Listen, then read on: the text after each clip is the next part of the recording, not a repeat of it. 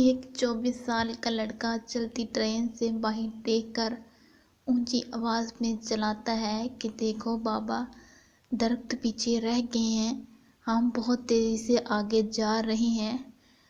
باپ اس کی طرف دیکھتا ہے اور خوش ہو کر مسکرا دیتا ہے۔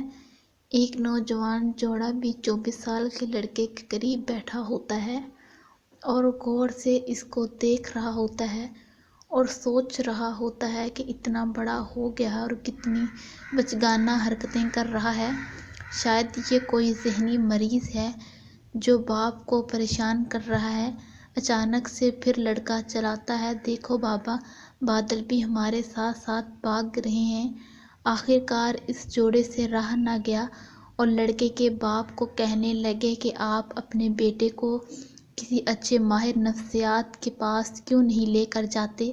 بوڑھے آدمی مسکرایا اور کہا کہ ہم ابھی ابھی ڈاکٹر کے پاس سے آ رہے ہیں، لیکن ماہر نفسیات کے پاس سے نہیں، ہم ہسپتال سے واپس آ رہے ہیں۔ میرا بیٹا پیدائشی اندھا تھا، اس نے آج پہلی دفعہ دنیا کو اپنی نظر سے دیکھا ہے۔ آج 24 سال بعد اس کو اپنی نظر سے دنیا کو دیکھنے کا موقع ملا ہے۔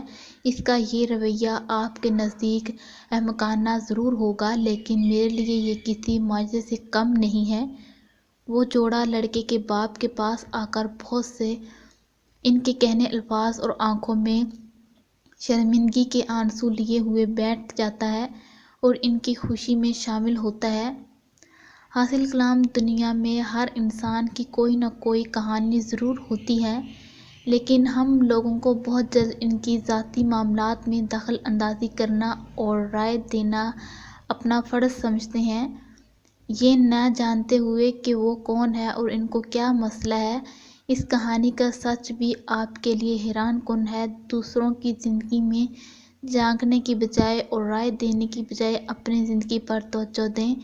اس کہانی سے میں بہت متاثر ہوا اور آپ سب ممبران سے شیئر کی تاکہ آپ سب بھی اس کو پڑھ کے مثبت تبدیلی اپنے اندر پیدا کریں۔